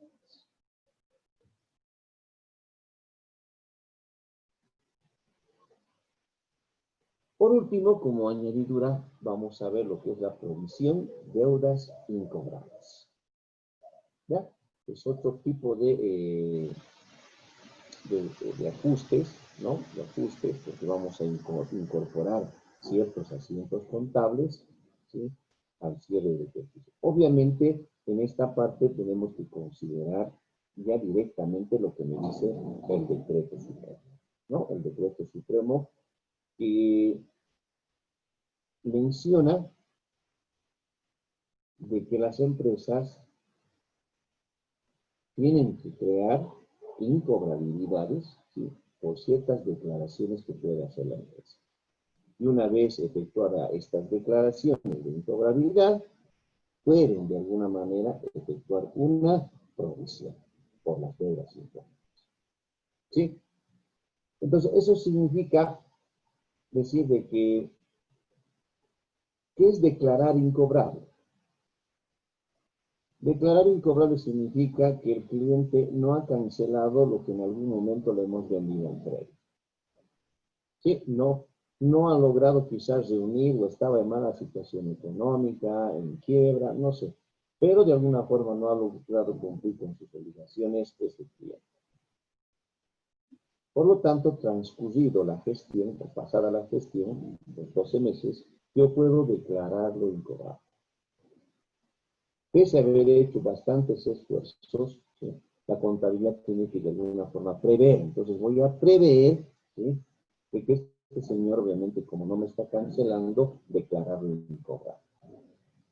En el momento de declararlo incobrable, como en este ejercicio de 1768, ¿no? Un crédito otorgado a Lindo León, estos 1768 han sido registrados en las cuentas letras por cobrar. Entonces, en algún momento, seguramente, la empresa le ha vendido el crédito a este señor y lo ha registrado en una cuenta llamada o denominada letras por cobrar. Como no ha logrado cancelar Lindo León su obligación pasados los 12 meses, pues la empresa tiene la posibilidad de declararlo incobrable. Y el declarado incobrable no es más que una reclasificación, ¿sí? Es una reclasificación. Eso significa decir que ya no esté en mis letras por cobrar, porque este cliente ya es moroso. Lo voy a llevar a otra cuenta, el cual en algún momento yo logre identificar de que tengo clientes que cumplen con su obligación y hay clientes morosos. Van a ser, obviamente, el hecho de reclasificar es sacar de la cuenta de activos llamada letras por cobrar y llevarlo a otra cuenta que se denomina cuenta sin cobrar. Lo que ustedes ven acá, ¿no? Entonces registramos la declaración de incobrable por 1768. Una reclasificación de un activo a otro activo. Esto con fines de exposición, ¿no? Y de control, obviamente. ¿Sí? ¿Por qué? Porque el hecho de ver en el estado de situación financiera cuentas incobrables y apoyándonos, obviamente, en las notas a los estados financieros, pues de alguna forma ya sabemos que estos son de clientes que no han cumplido con su obligación cuando se les ha otorgado una venta a crédito, ¿no? Una reclasificación. Y lo que queda en letras por cobrar, pues de alguna forma son clientes que tal vez se han atrasado, pero que han ido cumpliendo con sus obligaciones, ¿no? O que otros han cumplido obviamente en la fecha estipulada, ¿verdad? Pero ya de alguna forma son los que se van a quedar en esta cuenta. Una vez declarado incobrable, la empresa tiene la posibilidad de crear una provisión por deudas incobrables. Es decir, en este momento, en el primer asiento, todavía existe una posibilidad de que el cliente Lindo León te pague, porque es una cuenta de activo y llevarla a otra de activo. Pero en el momento que tú quieres ya registrar la provisión de deudas incobrables, pues en ese momento tú ya estás reconociendo de que este cliente ya no te la cancela y que de alguna forma un porcentaje tienes que llevarlo al gasto. No todo, sino un porcentaje lo tendrías que llevar al gasto. Ahora la pregunta es, ¿cómo determino ese porcentaje? Como acá en el enunciado dice, además, porque hasta letras por cobrar es este asiento contable, dice, además, el promedio de incobrabilidad es del 0.20 en términos decimales. En porcentajes estaríamos hablando de un 20%. ¿De dónde saco esto? El decreto promedio menciona que es de un promedio, del método promedio porcentaje, ¿sí? Que se saca a través de la información de 3 gestiones anteriores. Entonces, la empresa tiene que tener, si en este caso nosotros queremos sacar la incobrabilidad por la gestión 2015, pues va a tener que tener información del 2015, 2014 y 2013, ¿no? Información de 3 gestiones anteriores, tanto de la incobrabilidad como de lo que sea, de la incobrabilidad y obviamente de aquello que son vigentes, ¿no? De los morosos y de los vigentes. Con esa información yo voy a encontrar un promedio. Que para nosotros vamos a suponer que ya hemos hecho todo ese procedimiento, teníamos la información desde hace 3 años, hemos calculado el método del porcentaje promedio y resulta que ese método es del 0.20 o equivalente al 20%. Entonces, no lo voy a, como lo he declarado todo esto incobrable, no voy a llevarlo todo esto al gasto, ¿sí? Solamente voy a llevar un 20%. Es por eso que hacemos el cálculo de 1.768 por 0.20, que nos da igual a 354. Esto para la empresa ya es una pérdida, ¿sí? Es una pérdida por una cuenta que no se va a llegar a cobrar. Ya de alguna forma la empresa está aceptando este porcentaje de que no va a ser cancelada. ¿Contra qué cuenta? Contra una cuenta reguladora de activo. Esta cuenta reguladora de activo de alguna forma va a regularizar la cuenta incobrable, es decir, las cuentas incobrables, que es una cuenta de activo, tiene su cuenta reguladora que se llama previsión, lo que nosotros conocemos, ¿verdad? Pero en realidad no es la palabra previsión, pues aquí deberíamos colocar provisión tal cual está acá en el título. Pero estoy colocando acá porque mayormente eso es lo que conocemos. Pero reitero, ya no debería utilizarse la palabra previsión, porque de antemano la misma contabilidad ya prevé. Por lo tanto, para nosotros sería una provisión, ¿no? Una provisión para cuentas incobrables. ¿Sí? Que de alguna forma va a controlar todo lo que yo voy llevando al gasto, de acuerdo, obviamente, al porcentaje que yo he calculado. ¿Sí? De acuerdo. Este porcentaje puede variar de un año a otro, siempre y cuando la empresa decida calcular nuevamente la previsión. ¿Sí? Puede cambiar. Así que obviamente no va a ser el mismo valor cada año este método del porcentaje promedio que se calcula en función a 3 gestiones anteriores. Entonces aquí, para resumir, aquí hacemos un asiento contable para separar de clientes vigentes a clientes morosos, ¿sí? Y esta otra es cuando la empresa ya acepta un porcentaje de que no va a cobrarlo. Está previendo de alguna manera de que este valor no lo va a cobrar, ¿no? Por eso es que lo lleva como una pérdida.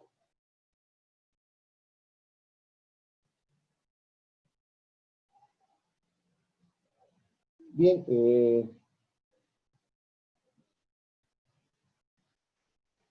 mis estimados compañeros, reitero, la parte de ajustes no es para una clase de 1 o 2 horas, es algo como para poder mostrarlo una y otra vez de dónde salen los importes, cómo de alguna forma tener la información a la mano para poder justificar estos ajustes, porque en algún momento va a haber un auditor en el cual nos diga el porqué de este ajuste, entonces yo tengo que de alguna forma tener ciertas armas, cierta información como para poder de alguna forma entrar en esa discusión, ¿no? Espero que les haya gustado.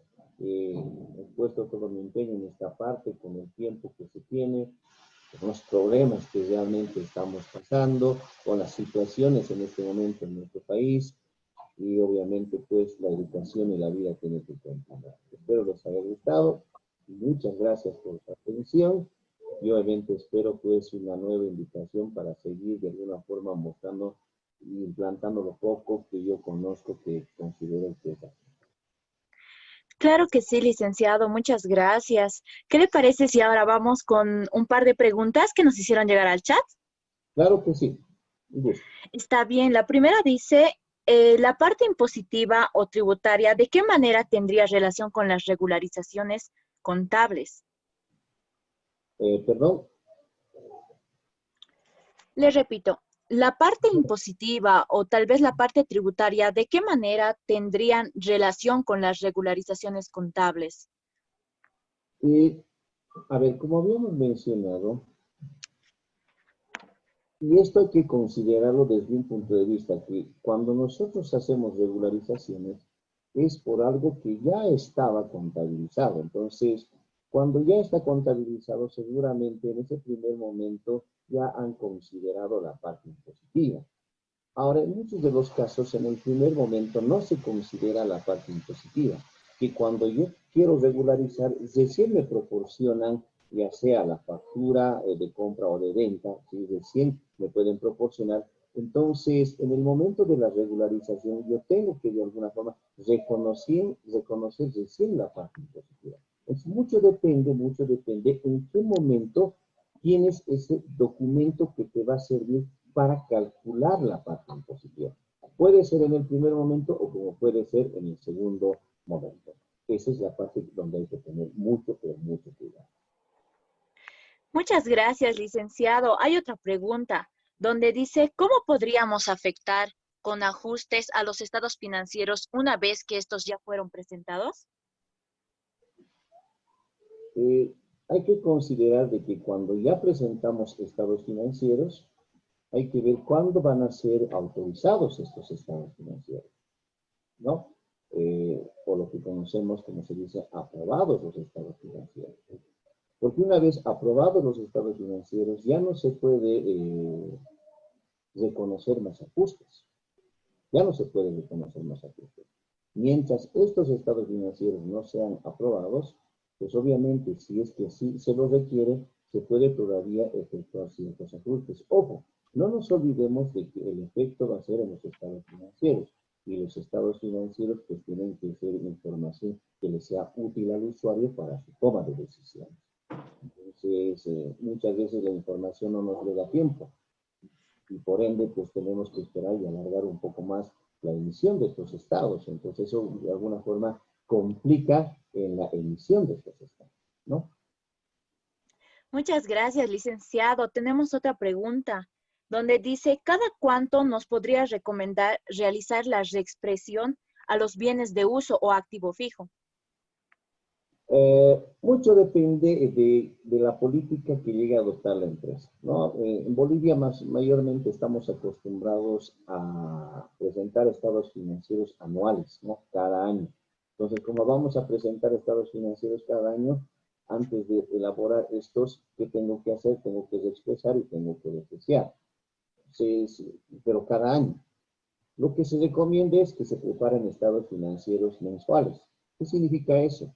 Que cada mes van a tener que expresar y depreciar los bienes de uso. Mucho depende de cuándo tú llegarías a presentar estados financieros, ¿no? Ahora, también existen empresas que he visto de que no están esperando a presentar estados financieros, sino que cada mes ellos ya van expresando y depreciando, ¿no? Entonces, mucho depende de quién maneja la contabilidad para poder, de alguna forma, ver cuál será el mejor procedimiento. De uno solo por el año, ¿sí? Porque va a presentar sus estados financieros, o el otro cada mes porque va a presentar también estados financieros, o la tercera que vendría a ser muy interesaría cuando prepara estados financieros, si es mensual o anual, pero ya él cada mes lo tendría que expresar y depreciar. Y obviamente ya depende mucho del criterio de quien prepare los estados financieros o la contabilidad. Gracias, licenciado. Tenemos una pregunta que nos acaba de llegar por el chat, donde dice, consulta, ¿los resultados acumulados con pérdida de gestiones anteriores se actualizan? De ser así, si existe alguna normativa? Ha salido una normativa, una resolución normativa de directorio de impuestos internos, que si no me equivoco es el año 2013, en donde impuestos internos menciona de que cuando son pérdidas, las pérdidas no se actualizan. Eso significa de que si tú actualizas te estás beneficiando dos veces. ¿Por qué? Porque las pérdidas pueden llegar a compensarse con utilidades posteriores. Si tú incrementas esa pérdida, vas a beneficiarte como segunda vez en el momento de compensar. Entonces, impuestos internos dice que cuando son pérdidas, no se expresan. Y hay, de alguna forma, hay una contraposición con nuestra norma contable 3, porque nuestra norma contable 3 menciona de que tienes que actualizar resultados acumulados, ¿sí? No nos aclara si es pérdida o utilidad. Lo único que nos dice es exprese. Entonces, estaríamos yendo en contra de lo que es nuestra normativa, porque si yo no le expreso mis resultados acumulados sabiendo que es pérdida, estaría entrando en un conflicto con mi norma contable número 3, que me dice que exprese. Entonces, ¿cómo solucionar esto? Pues muchas veces la empresa, ese resultado acumulado, no lo expresa como pérdida, porque esa pérdida tiene que ir a formar parte de un formulario que es el 500, en donde nosotros presentamos el IVA, ¿no? Entonces, las pérdidas no se actualizan. Oh, muchas gracias, licenciado. Bueno, esas son las preguntas que nos hicieron llegar al chat. Una vez más, agradecerle por haber aceptado la participación y en nombre de todo el equipo Somos Conta, Le agradecemos de habernos transmitido todos los conocimientos. Muchas gracias, licenciado. No, a ustedes las gracias por la invitación y pues gustoso tal vez en otra oportunidad a través de la invitación de poder ver la parte contable que es lo más hermoso que tenemos, ¿no? Un saludo a Ever, muchas gracias Ever por la invitación, espero que todos estén bien, se cuidan y muchas bendiciones. Muchas gracias, licenciado. Hasta luego. Hasta luego.